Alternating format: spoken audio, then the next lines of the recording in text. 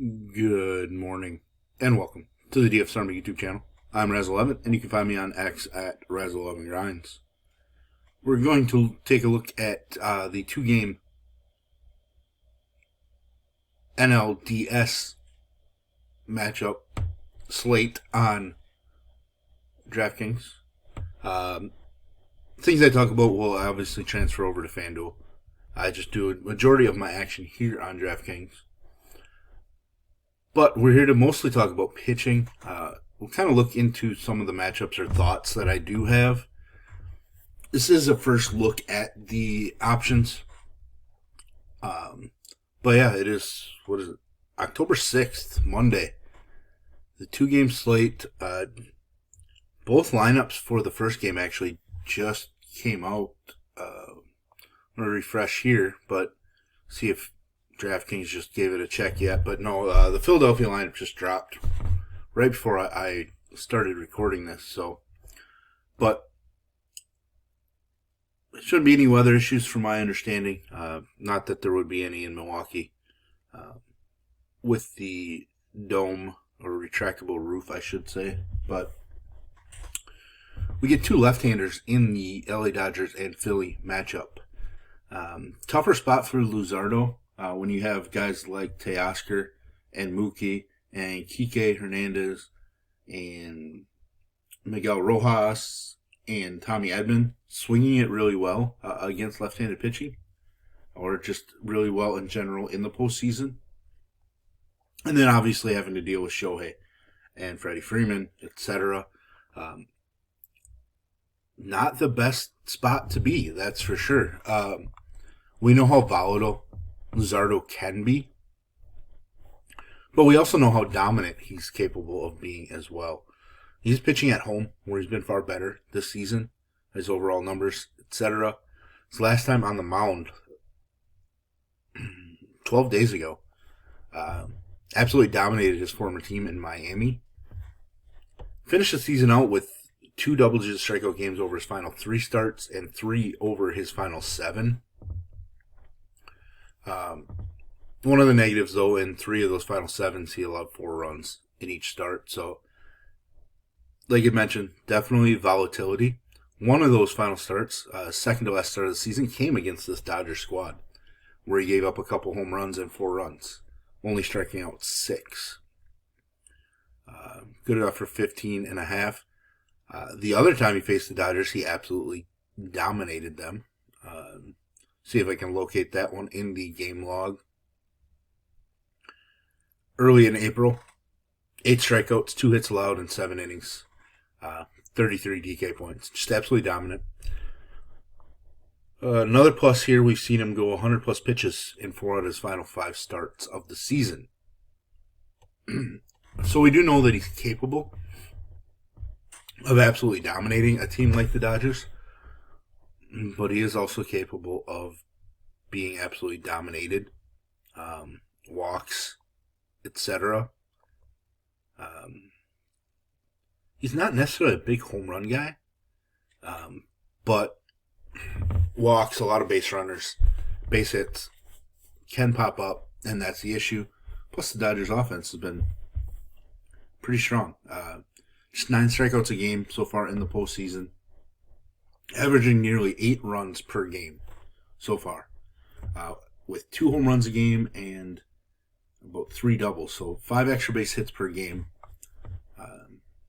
Not the best of matchups. Not sure if Luzardo has the toughest matchup on the slate or if it's Imanaga right now. It kind of depends on that Milwaukee lineup if Churio is going to be able to play, I would guess.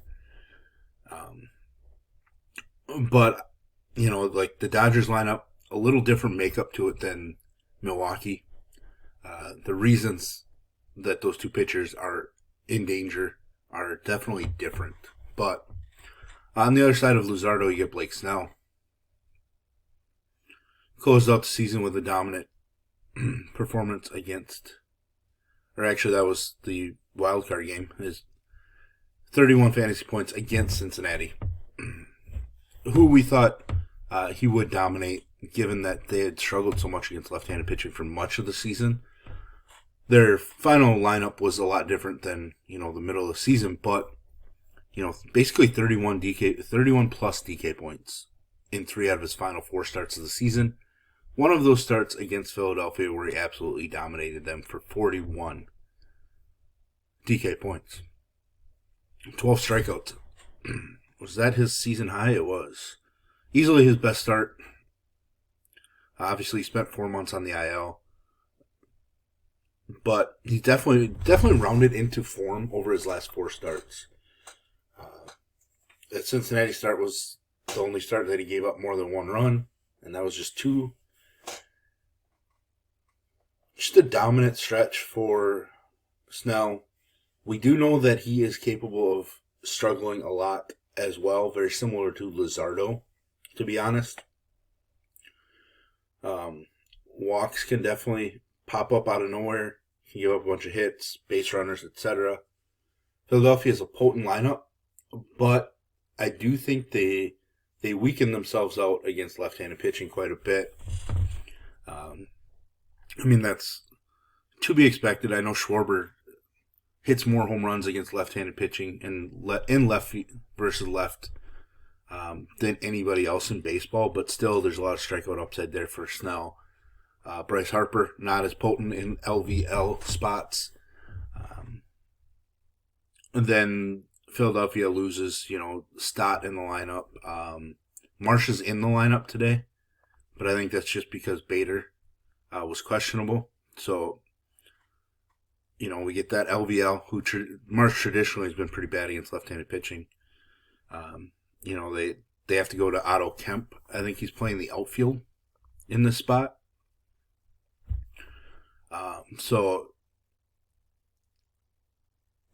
He finished the last 10 games just struggling mightily. So, it's very interesting. Between the two, I definitely prefer Snell. I'm not sure. The Dodgers are minus 135 favorites. So, they are the largest favorite out of the 2 games. So, Snell going to be the most popular pitcher. I think Luzardo is probably going to be my 3rd highest owned pitcher. I'm going to have him behind Quinn Priester, I think. I haven't gotten into the full research, etc. But maybe Luzardo ends up my 2nd highest, and just because of his ceiling, his ceiling is much greater than Priester and Imanaga in this spot. So the problem is the volatility. It feels like it's greater for Luzardo than Priester, and maybe very similar to Imanaga. But Snell, definitely one of those guys. It is very worrisome to be super heavy and overweight on him, but just ride the hot hand, and I trust in that. From what I've seen, I prefer left-handed pitching against Philadelphia, so I'm going to trust in those numbers.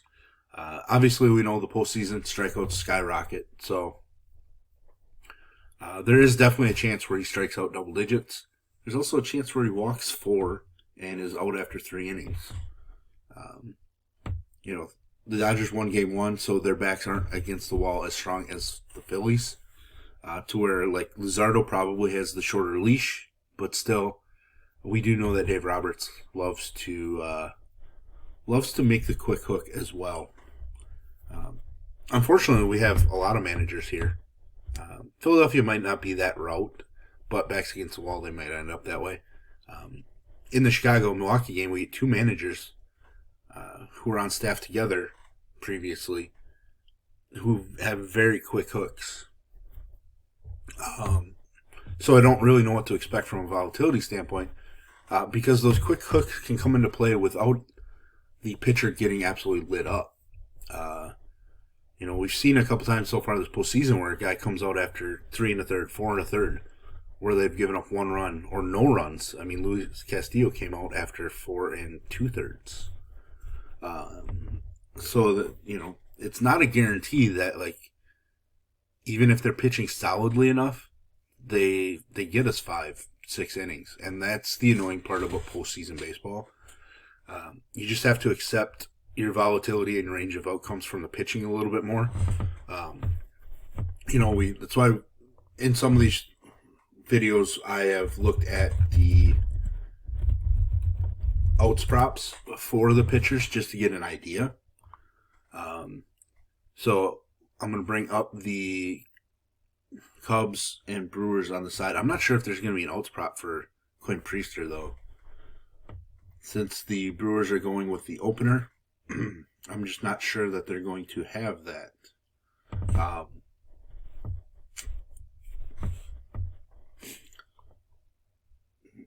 Excuse me.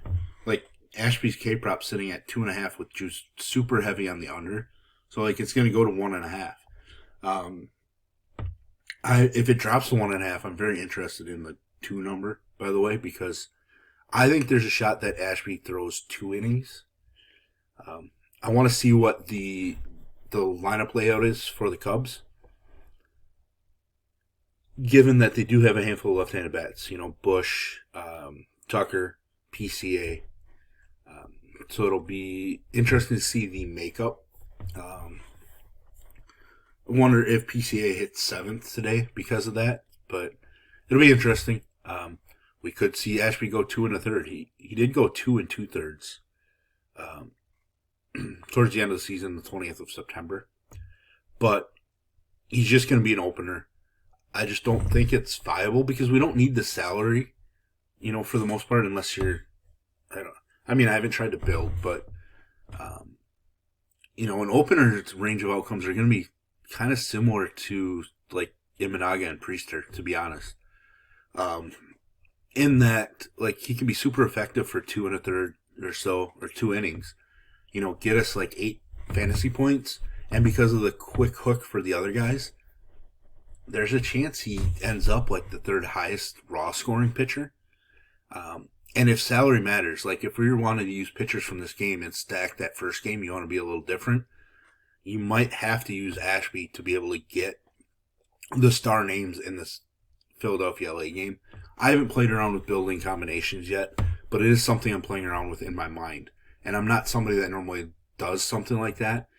It's just that Ashby at 4K and getting probably a second inning raises things up. If he was only going to throw the first inning and that was it, we knew that for sure, then I probably wouldn't be considering it. When it comes to Quinn Priester, been a bit of a reverse splits guy on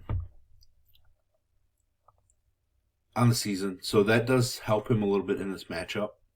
Backpedal a little bit, Ashby's outs prop is at over 5.5, juiced super heavy on the over. So he's basically going to go 2 innings. That's very interesting. Shota's at 12.5 with juice on the under. So they're basically saying he's going 4 innings. Blake Snell, 16.5 juice to the over. Luzardo, 15.5 juice to the under. So 5 innings and maybe 6 innings in that one. But Quinn Priester, I know I spent a lot of time on the first game. We'll kind of hurry through this one. He hasn't been great against the Cubs, which is definitely a worry.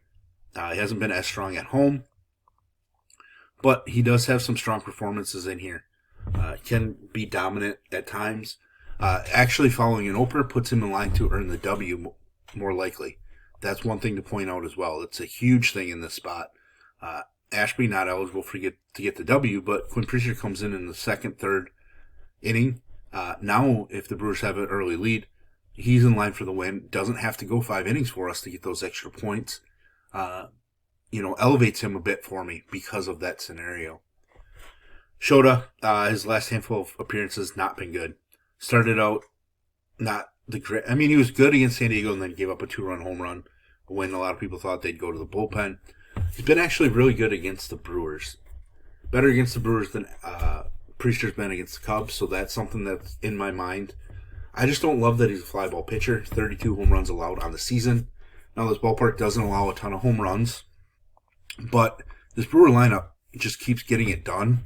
And if Churio's in there, the lineup becomes even more difficult against left-handed pitching or for Shota to dominate. So Shota's going to be at the bottom for my list. Quinn Priester, 2nd, 3rd, somewhere in there. But there we have it. There's our first look at the matchups. If you enjoy what I'm bringing to you, please hit the like button, hit the subscribe button, turn the notification bell, and get the alert anytime we drop videos here at DFS Army. If you want to join us, get access to our coaches, tools, sheets, Discord, etc., promo code RAZ, R-A-Z, for 10% off. Best of luck.